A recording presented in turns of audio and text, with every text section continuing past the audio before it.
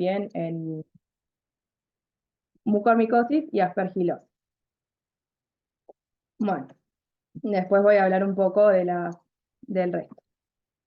Empezando con, hablando de mucormicosis, vamos a decir entonces principalmente a favor, tenemos que se trata de un hongo ubicuo, un hongo gomopolita, que afecta predominantemente a pacientes inmunocomprometidos, como es esta paciente, siendo la localización rinocerebral la más frecuente, que se puede manifestar con síntomas de congestión, rinorrea, cefalea, y por la angiovasión que produce este microorganismo, suele haber afectación de mucosas con presencias de costras necróticas. Puede haber coloración rojiza de los tejidos superficiales. Tiene una gran capacidad de invasión, progresando hacia estructuras contiguas, y bueno, en la tomografía veíamos este engrosamiento a nivel de la mucosa nasal. Sin embargo, esta entidad es más frecuente en pacientes que tengan diabetes mal controlada, citocidosis diabética o neutropenias intensas. En el caso de esta paciente, interpretamos que es una progresión lenta la que ella tiene esta lesión. La mucormicosis suele tener una progresión más rápida y no tenemos la presencia, sería otra la causa de las lesiones maculares en piel que presenta. Bueno, en cuanto a aspergilosis, también es un hongo ubicuo cosmopolita en el contexto de esta paciente del inmunocompromiso de base. Lo interpretamos que podría tratarse de una forma de rinitis invasiva crónica con manifestaciones como es la rinorrea, la congestión, que puede estar acompañado de cefalea, y lesiones mucosas como la que presenta el caso. Tiene una extensión, puede tener una extensión local, una invasión local. Sin embargo, cuando se trata de aspergilosis masiva, es más frecuente en pacientes o con neutropenia prolongada o con, bueno, neoplasias hematológicas. Y en el caso particular de esta paciente no tiene compromiso, al menos en la tomografía, que se vea de los senos paranasales, que es algo que suele estar presente en esta entidad, como tampoco compromiso de vía aérea inferior, interpretándolo como probable puerta de entrada para la diseminación posterior. Tampoco se describirían las lesiones maculares en piel, que dijimos que puede ser otra la causa de las mismas. Bueno, a favor vamos a hablar ahora de histoplasmosis. Principalmente, bueno, el inmunocompromiso de esta paciente que tiene de base, y la epidemiología, siendo que Córdoba es un área donde endémica tenemos presencia de histoplasmosis. Estaríamos interpretándolo como una crónica diseminada, con afectación, que puede generar tanto afectación de mucosas como afectación de piel por el polimorfismo de este microorganismo, y puede provocar también los síntomas neurológicos. Sin embargo, las úlceras que suele provocar la histoplasmosis a nivel de piel y mucosas suelen ser indóloras, más predominantemente a nivel en orofaringe, y también tenemos, bueno, antecedentes de síntomas o cuadros respiratorios bajos, y una radiografía de tórax normal, pensándolo como probable puerta de entrada para una diseminación posterior. Además, la histoplasmosis diseminada suele cursar con presencia de patogenomegalia o adenopatías que, al menos en la presentación del caso, desconocemos que la paciente tenga.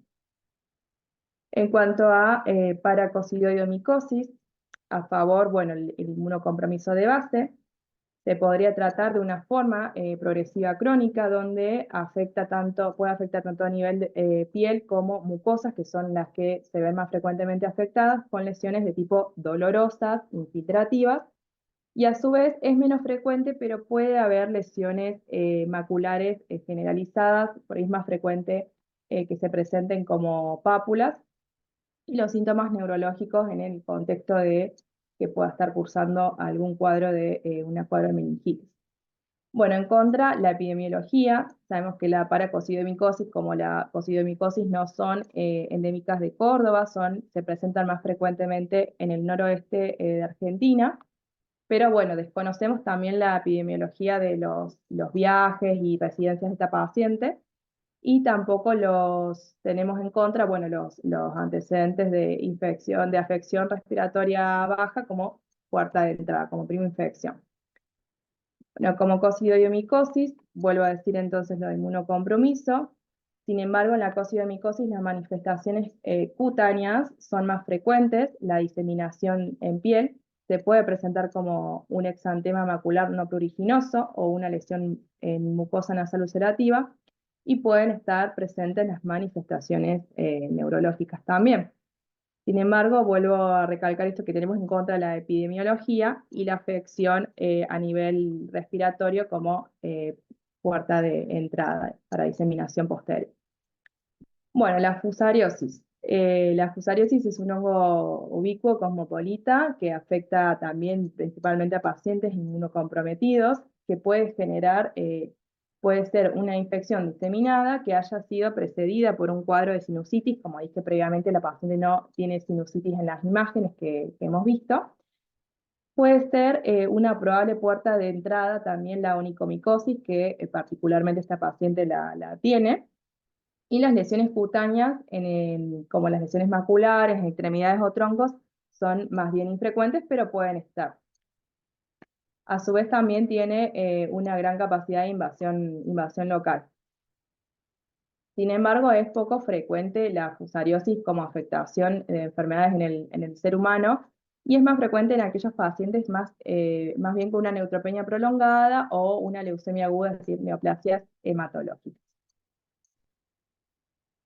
Bueno, en cuanto a la criptococosis, tenemos también paciente que se encuentra inmunocomprometida, que la criptococosis, la piel es el tercer órgano más frecuente afectado en una criptococosis diseminada, y pueden estar presentes las lesiones. Es frecuente que haya lesiones a nivel de las mucosas, como predominantemente ulcerativas, con la capacidad de angioinvasión que tiene, que generen cubiertas por una costra necrótica. Puede dar afección neurológica también. Sin embargo, bueno, es poco frecuente que se produzca el compromiso a nivel de mucosa con invasión hacia los senos paranasales, y no tenemos tampoco compromisos o antecedentes de síntomas respiratorios previos como para interpretarlo como una probable puerta de entrada. Sin embargo, esto, bueno, no nos descarta. Bueno, ahora voy a empezar a hablar, a desarrollar las bacterianas que consideramos más importantes. Entre ellas se encuentra la sífilis. Bueno, como manifestaciones de sífilis secundarias, podemos mencionar las lesiones maculares generalizadas que presenta esta paciente, bueno, que son como la rociola sifilítica. A nivel de sífilis terciaria, acá ya estaríamos hablando de una entidad de más de 10 años de evolución, no estamos hablando de que la paciente tenga en concomitancia ambas. Se puede presentar como, bueno, pueden presentarse gomas únicos o múltiples con gran capacidad de infiltración, que pueden afectar, bueno, a todo el esqueleto, pero puede afectar a nivel de piel, mucosas con gran invasión local. Y la neurosífilis, que se puede dar en cualquiera de los estadios, como principalmente se puede manifestar con una cefalea. Sin embargo, bueno, como para interpretarlo como una sífilis secundaria, no tenemos afectación, la típica afectación palmoplantar, como son los condilomas. No tenemos o no sabemos si la paciente tiene presencia de enopatías, al igual que, bueno, otras infecciones de transmisión sexual, o desconocemos las patologías previas de esta paciente. En cuanto a la lepra, no hay que dejar de pensarla, sobre todo porque es un área donde tenemos la epidemiología de la misma, y es una paciente inmunocomprometida, es decir, puede generar una infección generalizada. Si bien el exantema sí es frecuente inicialmente, y el compromiso nasal es más tardío, el curso de esta entidad, digamos, es muy insidioso. El compromiso facial sí suele estar frecuente, al igual que puede estar presente el compromiso de la mucosa nasal. Sin embargo, suele manifestarse, digamos, nosotros lo interpretamos que no podía tratarse más de una lepromatosa, pero estaba ausencia de otras lesiones típicas, como son unas lesiones más bien hipocrómicas, como manchas de hojas secas que producen alteración en la sensibilidad local. Si bien en esta entidad la sensibilidad termoalgésica la alteración de la sensibilidad es más tardía, podemos ponerlo como que está en contra, porque la paciente no lo tiene. y además de otros hallazgos característicos como son, bueno, la típica fase leonina, la madreosis ciliar y supraciliar y el compromiso del pabellón auricular que suele estar presente en estadios ya avanzados. En cuanto a la tuberculosis, interpretándola como una tuberculosis diseminada, puede dar múltiples manifestaciones en piel. Una de ellas se llama lupus vulgar, que afecta, bueno, predominantemente a pacientes inmunocomprometidos, porque ocurre en una diseminación, ya con compromiso puede estar presente el compromiso mucoso. La localización cefálica en esta entidad es más frecuente y se pueden formar presencia de costras. Sin embargo, suele estar presente el compromiso externo de la nariz y rostro y los tuberculides como lesiones, digamos, mediadas inmunológicas que pueden causar, se pueden producir en tronco, miembros, no son características como lesiones maculares como la que tiene esta paciente principalmente. Bueno, esta entidad que es la Klebsiella rhinoscleromatis es poco frecuente, pero nos pareció interesante mencionarla porque puede provocar afectación del tracto respiratorio superior, afectando principalmente a mujeres en la tercera década de vida, siendo que nuestra área es una región endémica, puede provocar cefalea. Sin embargo, es más bien una infección granulomatosa progresiva, crónica, que bueno, puede producir invasión y extenderse hacia los tejidos adyacentes. Su curso es insidioso y suele provocar estar en concomitancia con afectación del tracto respiratorio inferior. Y tampoco se asocia al exantema y además la rinorrea suele ser generalmente purulenta.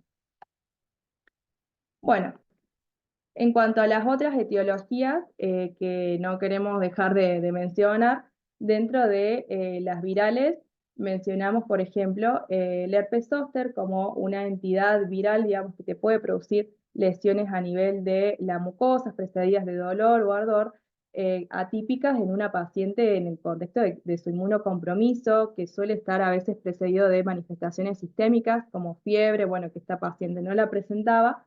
Tampoco se explicarían las lesiones maculares generalizadas. Mpox lo pensamos, digamos, más bien como una entidad aguda por su periodo de incubación corto, pero puede dar polimorfismo en cuanto a la aparición de sus lesiones, suele afectar, producir lesiones principalmente a nivel cefálico, con afectación de mucosas, con un cuadro sistémico previo que a veces en un paciente inmunocomprometido puede estar ausente, eh, pero no desconocemos si esta paciente ha tenido contacto con alguien con lesiones o relaciones de contactos sexuales con personas que hayan tenido este tipo de lesiones o hayan estado en periodo de incubación o asintomáticos como para ponerlo como positivo. Dentro de las parasitarias, también mencionar, bueno, la leishmaniasis, si bien no estamos en un área endémica, es más frecuente en el noroeste argentino, está la variante de tipo mucocutánea que puede producir, digamos, un curso insidioso, pero produce estas úlceras que afectan mucosas, que tienen un gran compromiso invasivo local, que puede afectar sobre todo a nivel cara, a nivel facial, el tabique nasal, produciendo incluso destrucción del mismo y puede provocar rinorrea o congestión. Y la rinosporidiosis, que es una entidad poco frecuente, es más bien, se presenta principalmente en Asia, pero sí puede causar una lesión granulomatosa crónica con afección de mucosas y afección de los senos paranasales y suele producir compromiso también a nivel respiratorio inferior, pero bueno, no sabemos la epidemiología de la paciente. Se suele adquirir por inmersiones en aguas dulces. Bueno, en cuanto a las patologías no infecciosas, la granulomatosis de Wegener como una vasculitis autoinmune que puede provocar... Te juro. Una ruta. Veo más trola en una ruta. No ¿Qué sé pasa? si estaba el micrófono prendido de alguien, me parece. Bueno, la granulomatosis de Wegener produce afectación del tracto respiratorio superior, tanto como el tracto respiratorio inferior, que no está presente en el caso de esta paciente, pero pueden provocar, digamos, lesiones, tanto afectación cutánea como afectación mucosa, que pueden ser lesiones de tipo ulcerativas infiltrantes. Sin embargo, se suele dar en concomitancia afectación renal y si bien puede presentar cefalea, es más frecuente la afectación del sistema nervioso periférico. Farmacodermia lo interpretamos como puede ser el exantema macular generalizado que tiene la paciente, como puede ser una reacción adversa tanto a la hidroxicloroquina que ya está recibiendo, como a otros fármacos que haya recibido previamente que desconocemos. Reactivación de la enfermedad de base, como de la paciente, del lupus que presenta la paciente, sin embargo, no pueden producir lesiones ulcerosas o fisuras a nivel de principalmente cavidad oral o mucosa nasal, pero no de las características que esta paciente presenta, como infiltrantes y que puedan producir angioinvasión, necrosis. Dentro de las neoplásicas, el linfoma, principalmente el linfoma de la niña media, si bien es un tipo de linfoma no Hodgkin que afecta más a hombres que mujeres, es infrecuente, puede presentarse con rinorrea, obstrucción nasal o cefalea, con un componente infiltrativo local, pero tenemos que no hay presencia de linfadenopatías, que la paciente tampoco sabemos si presentaba síntomas B como pérdida de peso, sudoración nocturna. Y dentro de los carcinomas de piel, como un carcinoma epidermoide o un melanoma, que también pueden ser, digamos, con componente más un melanoma maligno que puede producir extensión superficial o profunda hacia los tejidos y las características macroscópicas que coincidirían. Bueno, y en cuanto a los métodos complementarios sugeridos, nosotros interpretando como si en caso de que esta paciente se presentara a nuestro nosocomio, nosotros, digamos, en primer lugar, bueno, sugeriríamos la realización de hemocultivos por 2, hemocultivos por lisis, pensando en una micosis profunda, la posibilidad de hacer una resonancia de cabeza y cuello con contraste para valorar bien la extensión y el compromiso de la lesión, una tomografía tanto de tórax, abdomen y pelvis, realización de inmunodifusión para hongos, bueno, las serologías que las tenemos incompletas, sobre todo, bueno, BDRL, para hepatitis C, B, Chagas, Toxo, Compañero, siempre fuimos compañeros. un antígeno de criptococo que se puede realizar tanto en plasma como en líquido cefalorraquídeo, antígeno urinario de histoplasma, una punción lumbar para envío tanto para realización de Barcien, Nielsen, Kim-Jun y, bueno, envío anatomía patológica, realización de distintas tensiones como es PAS, eh, y cultivo tanto para gérmenes comunes. Y biopsia, plantea la posibilidad de realizar la biopsia de las lesiones maculares que la paciente presenta en piel. Además, sugeriríamos la realización de un fondo de ojo y la posibilidad de poder medir también el complemento C3 y C4. Bueno, esto es más o menos el panorama que nosotros planteamos, siendo en este caso particular, y bueno, qué métodos complementarios, qué hablaríamos en la anamnesis. Así que bueno, ahora lo voy a dejar a los No, no, chicos de infectología del clínica para darle un cierre al caso, y bueno, muchas gracias por la participación. muy bien, Sofía, excelente. La verdad que ha sido una disquisición diagnóstica muy amplia y muy buena. La verdad que en este tipo de situaciones, este tipo de pacientes, es muy difícil trabajar solo sobre una paciente que ya de base tiene una patología que presenta lesiones en piel y sobreagrega nuevas lesiones.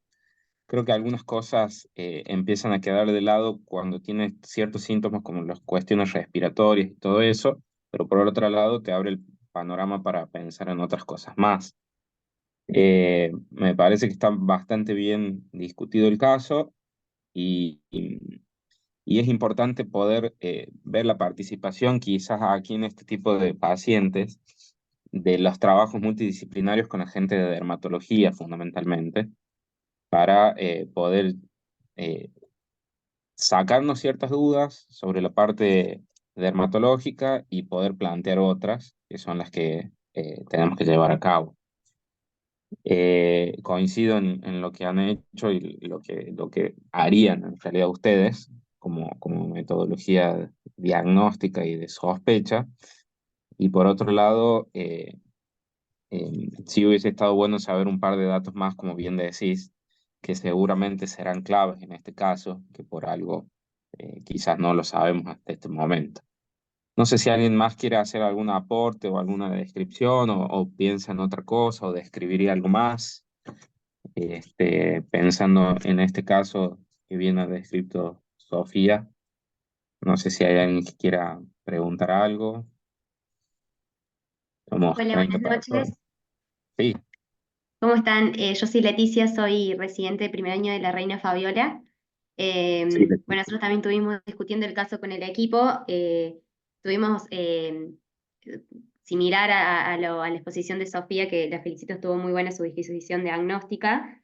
Sí quería agregar que dentro de la mucormicosis y la rinosinusitis por el aspergillus, que también nos llamaba la atención que el caso de esta paciente era un poco más crónico, con unos 3 meses de evolución, de que, bueno, leímos algunos casos también de una mucormicosis más bien indolente, de semanas de evolución, incluso decían de hasta 12 semanas de evolución.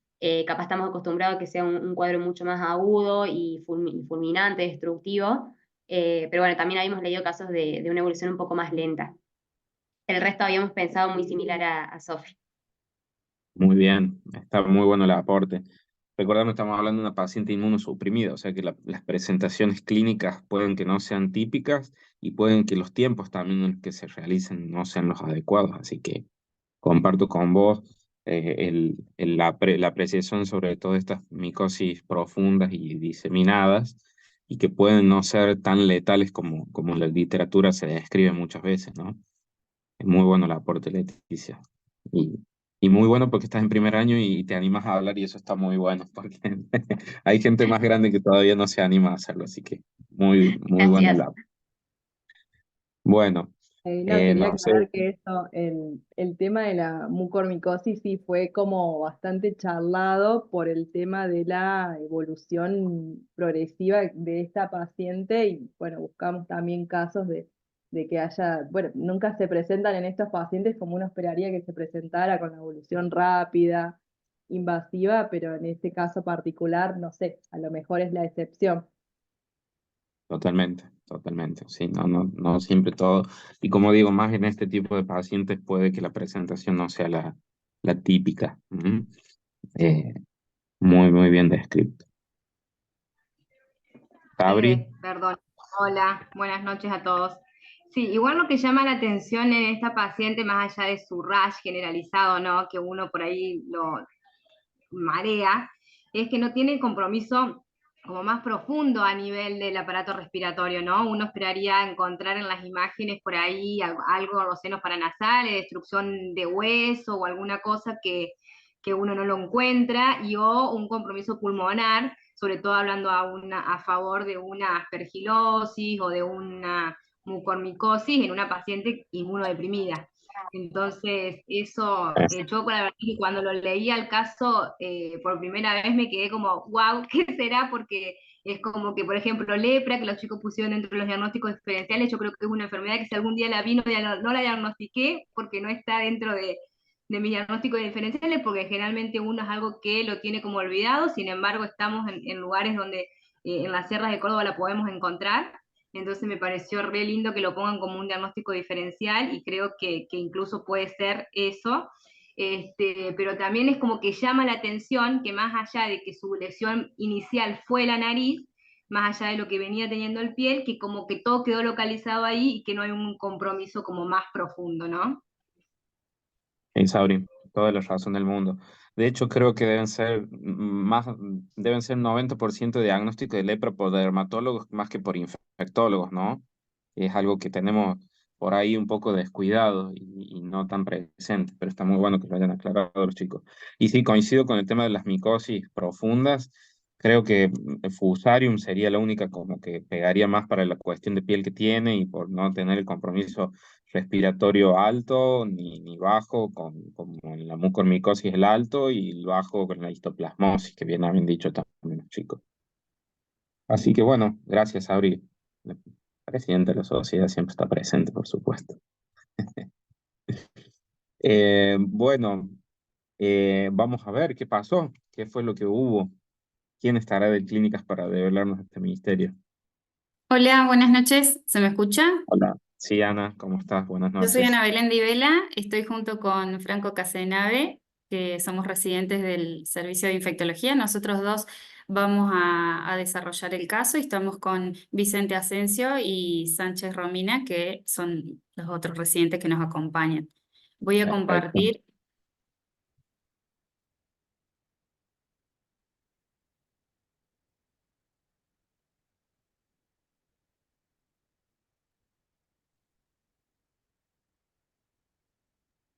¿Se ve?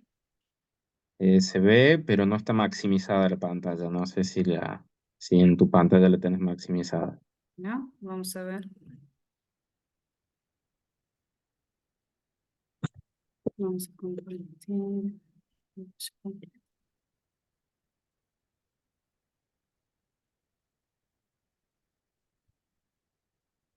Ahí sí.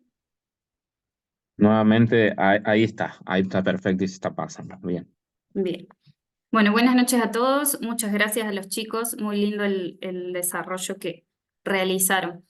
Vamos a proceder, no vamos a ser repetitivos, vamos directamente a recordar que esta es la paciente que la recibimos por una derivación del servicio de ORL por esta lesión nasal que observamos. Al examen físico tenemos algunas otras fotos para presentarles. La paciente presentaba estas lesiones que eran eritematosas violáceas, tanto en paladar duro como en carrillos. Esta es otra imagen que tenemos de la nariz. Esperen que aquí estamos. Y lo que presentaba en Scott-MB, que eran estas lesiones eritematosas no pruriginosas, que eran descamativas. Para responderle a algunas de las preguntas que surgieron, la paciente se le preguntó desde cuándo tenía el tratamiento con glucocorticoides. Ella nos refería que era hace años, pero no podía decirnos hace cuánto, y sabe que había hecho previamente dosis altas y que fue bajando las dosis, pero tampoco sabía decirnos, ya que inicialmente tuvo una obra social, luego deja de tener la obra social, pierde el contacto con su reumatólogo y finalmente se empieza a comprar la medicación por medios propios. Con respecto a las lesiones de piel, habían comenzado hace un año y la lesión nasal había comenzado en octubre de 2023. El servicio de RL la ve en enero de este año y nos la presenta a fines de enero, principios de febrero a nosotros. Con respecto a los viajes, la paciente negaba viajes y le preguntamos si sabía lo que era la tuberculosis. Nos dijo que sí. Nos refirió que no había tenido contacto con nadie que haya tenido síntomas o algo similar. Ella vivía con su pareja, su marido y su hija de 16 años, ambos sanos, sin ningún tipo de síntomas respiratorios.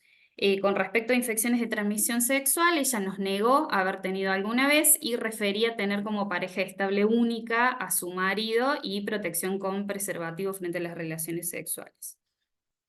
Que con respecto a los antibióticos, la paciente en ese momento, cuando nosotros la recibimos, nos presenta ahora, en las diapositivas siguientes les voy a mostrar un resultado de un bacteriológico de la muestra que toma el servicio de ORL. Frente a esta lesión en nariz y sus síntomas, los síntomas que trae, nosotros por guardia decidimos hacerle una tomografía. Perdón, acá está el resultado de bacteriología que presenta un Staphylococcus aureus, un E. coli y Corynebacterium. Tenía un antibiograma que era sensible, el Staphylococcus aureus y la E. coli, amoxiclavulánico y cefalexina. Ella inicialmente, como habían leído, hace múltiples tratamientos antibióticos y el último que hace es de amoxiclavulánico sin tener una buena respuesta. Continuaba con esta voz nasal, las costras, y toda la sintomatología alta. Decidimos hacer la tomografía, el ataque inicialmente fue de macizo facial con contraste. El informe definitivo fue un engrosamiento de la mucosa de los cornetes, predominantemente medios y de celdillas etmoidales, marcada simetría de narinas a expensas de engrosamiento de la mucosa con casi total pérdida de la luz a nivel de las mismas. También se le realizó tomografía de cerebro que fue normal. En ese momento, la paciente, como les dije, había ido al servicio de ORL en enero. Al mes aproximadamente nos la presentan a nosotros y nos dirigimos a buscar el resto de los resultados de la biopsia. En anatomía patológica fue negativo para malignidad y recibimos un resultado micológico de histoplasma.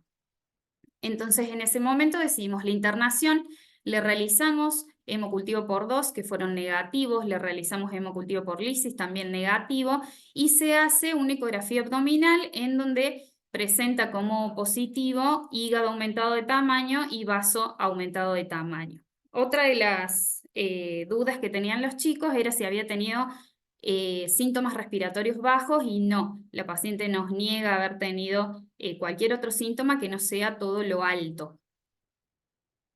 También agregamos lo que son serologías. El VIH fue no reactivo, hepatitis B, hepatitis C no reactivo. Sí se le pidió también citomegalovirus, Epstein-Barr, las IgG fueron positivas y se le hizo semilla para sífilis, que fue no reactivo.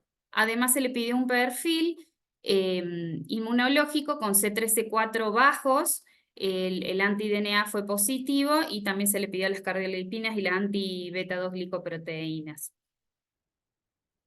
Iniciamos tratamiento con anfotericina B, lo cumplió por 14 días, no tuvo ninguna reacción adversa, evolucionó favorablemente, resolvió todo lo que son las lesiones, la lesión nasal y la lesión cutánea, se fue de alta con itraconazol 400 al día y vino control una vez por el servicio de RL. Ella debería haber venido control con nosotros, con un nuevo laboratorio, un hepatograma, pero finalmente el servicio de infectología no volvió. Y perdimos el contacto. La vez esta que la vio el servicio de RL nos refirió que estaba muy bien con todo lo que es la parte nasal. Así que nosotros diagnosticamos lo que es una histoplasmosis crónica diseminada. Bueno, buenas noches, yo soy Franco Casenave.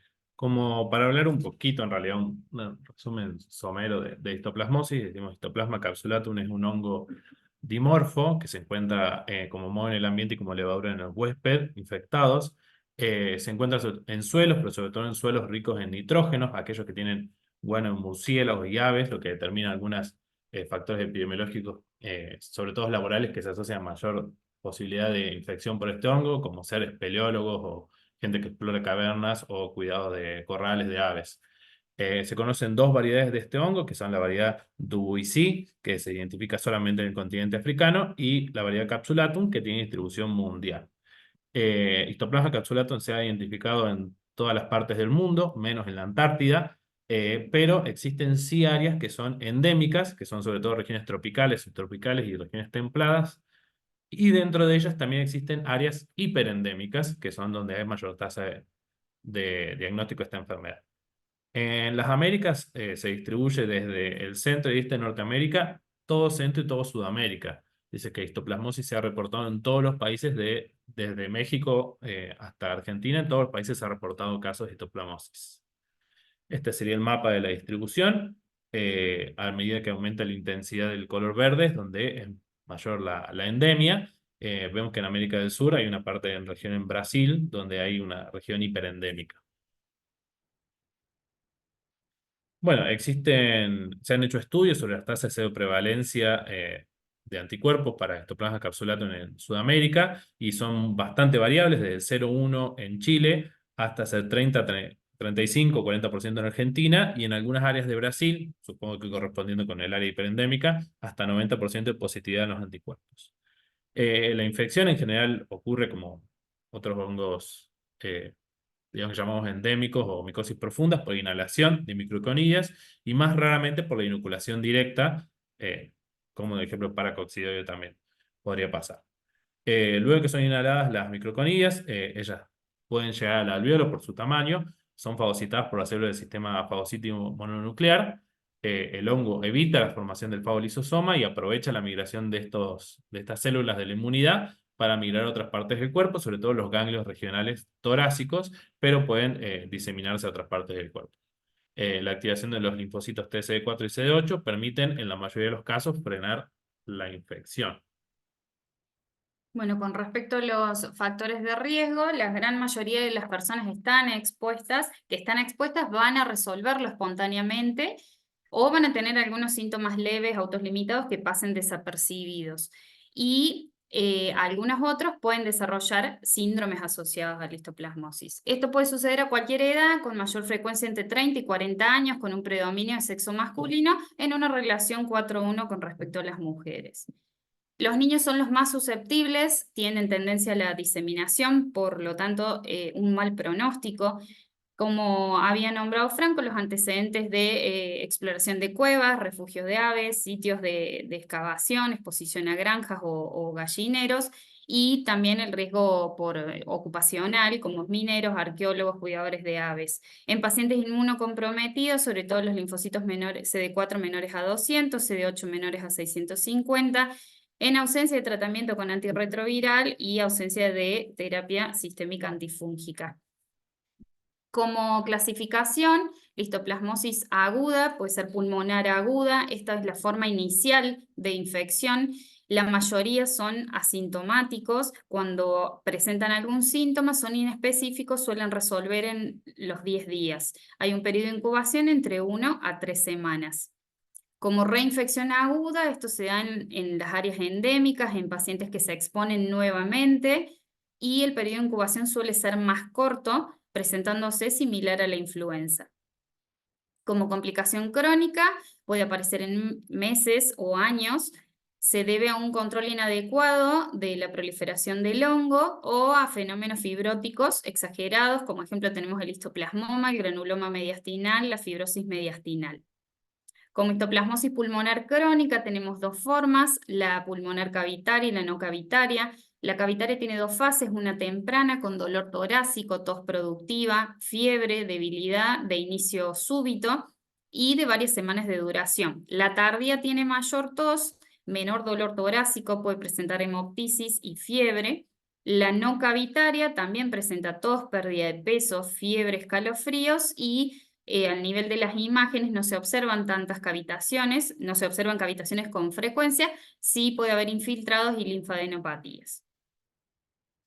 Como aguda progresiva diseminada es más frecuente en niños, en pacientes con estadio SIDA, linfomas o inmunosupresión severa, hay un inicio súbito con fiebre, malestar, pérdida de peso, tos, diarrea, el examen físico puede presentar hepatoesplenomegalia. En un tercio de los pacientes pueden presentar adenopatías con predominio cervical. En el laboratorio es característica la pancitopenia. En la radiografía infiltrados intersticiales con adenomegalia ilear y mediastínica, y sin tratamiento la mortalidad es cercana al 100%.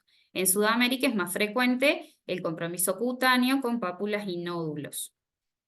La subaguda progresiva diseminada, el tiempo de progresión es mayor, hay fiebre, pérdida de peso, puede comprometer los diferentes órganos, el aparato digestivo, las glándulas suprarrenales, estructuras endovasculares, sistema nervioso central. Como crónica progresiva diseminada, se puede dar en pacientes sin inmunosupresión, tiene poca sintomatología, puede presentar fiebre, pero de menor intensidad, un mayor tiempo de evolución, y en cerca de la mitad de los casos es posible identificar alguna úlcera o orofaringia profunda, que normalmente no es dolorosa, y su aspecto y localización puede confundirse con un carcinoma escamoso. El diagnóstico lo podemos realizar, es clínico, epidemiológico y de laboratorio. Con respecto al laboratorio, tenemos métodos directos y métodos indirectos. Como método directo, el estudio micológico, la búsqueda del antígeno circulante y la PCR, como indirecto la serología. Dentro del estudio micológico tenemos la observación directa a través del microscopio, que un resultado negativo no nos va a excluir la infección, tiene baja sensibilidad. Y con respecto al cultivo, es el patrón de oro poder aislarlo. Con respecto a lo que es la detección del antígeno circulante, que ya se utiliza el kit comercial para detección de lo que es el antígeno en orina. Con respecto a la detección del anticuerpo, a partir de las 2 a las 6 semanas de la infección ya se pueden detectar en pacientes inmunocompetentes las sensibilidades del 90% y en los pacientes inmunodeprimidos del 50 al 70%. Con respecto al tratamiento, en esta paciente diseminada inmunocomprometido sin VIH, nosotros realizamos anfotericina B por 14 días. La dosis es la recomendada de 3 a 5 miligramos kilo día durante 2 semanas, seguido de itraconazol, 200 cada 8 horas por 3 días y luego se continúa 400 al día. La duración del tratamiento en general se mantiene por 1 año. Hola, ¿cómo andás? Bueno, nosotros encontramos este artículo que habla de que tenemos poblaciones no VIH que tienen histoplasmosis. Esto es un artículo en un hospital de tercer nivel en la Ciudad de México, donde ellos encontraron 199 casos de histoplasmosis desde el 2001 hasta el 2021, de los cuales 50 eran pacientes no VIH que ellos definieron como otros inmunocompromisos. De estos pacientes, su edad promedio era 39 años. En el grupo de los pacientes que no eran VIH, el 84% tenía inmunosupresores y de estos, el 70% tenía corticosteroides, el 26% micofenolato, 18% azatioprina, 16% quimioterapia sistémica, 14% metotrexato y el 14% inhibidores de la calcinurina. Las comorbilidades que definían las otras inmunosupresiones más frecuentes fueron las enfermedades autoinmunes, en el 44% de estos 50 pacientes, siendo el lupus la enfermedad autoinmune más frecuente, seguidas de la enfermedad renal crónica, el trasplante renal, y de estos, una subpoblación de trasplantados renal que hicieron rechazo agudo del injerto. En cuanto a la presentación clínica, la fiebre, la pérdida de peso, diarrea, adenopatía y disnea fueron más frecuentes en la población de personas que viven con el VIH, y la presentación con esplenomegalia fue más frecuente en los pacientes con otras inmunosupresiones. En cuanto a las imágenes, las anomalías pulmonares definidas como consolidación, nódulos pulmonares, opacidad en vidrio ilustrado, derrame pleural y adenopatías fueron más frecuentes en el grupo con otros inmunocompromisos que en los pacientes que tenían VIH. De los pacientes no VIH, el 96% tenían cultivos positivos para Histoplasma capsulatum, a diferencia del 64% de las personas que vivían con el VIH. El sitio más frecuente de aislamiento en toda la serie fue en sangre, seguidos por médula ósea y por distintos tipos de muestras pulmonares. Y solo el 10% tuvieron aislamiento a través de biopsias de piel. La confirmación histopatológica fue más común en los pacientes que vivían con el VIH. De esta serie se hicieron pocos antígenos urinarios porque describen que en el momento no era una técnica disponible, pero de los que se hicieron, los pacientes que tenían VIH, el 83% dio positivo, y los pacientes que tenían otro inmunocompromiso, el 85% de los test dieron positivos. La enfermedad en los pacientes VIH, todos tenían una enfermedad crónica diseminada, mientras que los pacientes tenían otro inmunocompromiso, el 92% tenían este diagnóstico. En esta serie, la mayoría de los pacientes fueron tratados con Anfo-B desoxicolato, no con anfoliposomal, solo un caso fue tratado con anfoliposomal. Y de los pacientes que tenían otro inmunocompromiso, o sea, estos 50 que no eran VIH, 8 fallecieron antes de recibir el diagnóstico y uno falleció porque se le dio tratamiento con equinocandinas por sospecha de otro tipo de micosis. La duración media del tratamiento fue 2 meses, pero de los pacientes que no eran pacientes VIH, o sea, de los 50 pacientes no VIH, el 44% falleció entre las 6 semanas de que se hizo el diagnóstico. Y esta es la experiencia que tuvieron en este hospital, que es un hospital latinoamericano. Podría compararse un poco a nuestra experiencia. Bueno, esta es la bibliografía que utilizamos y esto sería todo. Muchas gracias.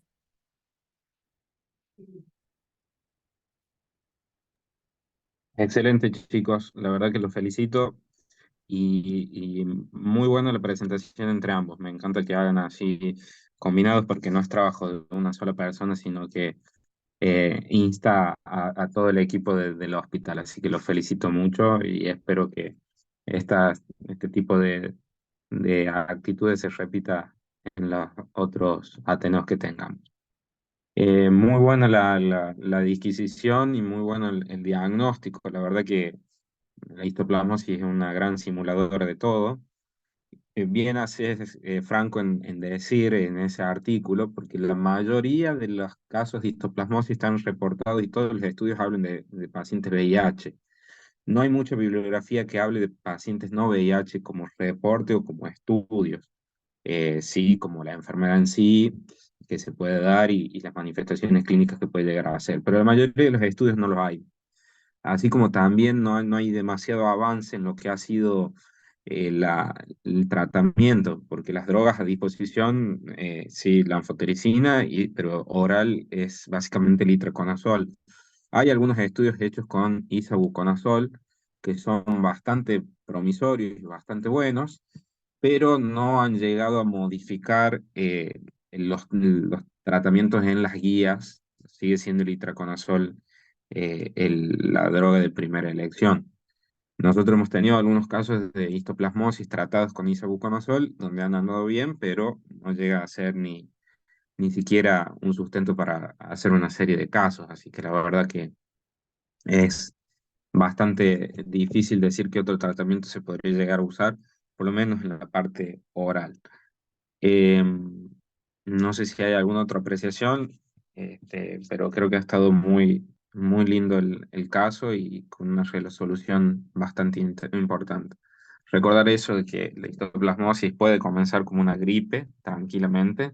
De hecho, toda la bibliografía así lo dice, así que estuvo bastante interesante el diagnóstico. Luego, bueno, las lesiones orales ya hacían apuntar un poquito más, así que creo que estuvo bien escondido ese dato, porque era el dato clave quizás. No sé si alguien más quiere hacer alguna aclaración o algo. Bueno, estamos sobre la hora ya. Decirles entonces que mañana comienza el módulo de mayo del curso trienal, el segundo de este año. Continuamos la semana próxima con el programa del curso de control de infecciones. Y para que ya vayan sabiendo, ahí Leticia, que bien aportó en el caso, se ha ganado para el mes que viene presentar el Ateneo Central que estamos realizando, ya que el hospital privado tiene que enviarle a la clínica Reina Fabiola un caso clínico para desarrollar. Así que, Leticia, estarás participando el mes que viene, sí o Así sí. arrancamos. Así arrancamos. Estas son las bienvenidas que damos aquí. No es para tímidos. Gracias. Estaremos viendo entonces. Bueno, a ver, el próximo Ateneo, si no mal recuerdo, creo que es el 6 de junio. Si no mal recuerdo, no quiero decirles nada. Igualmente ya les vamos a enviar la invitación por email.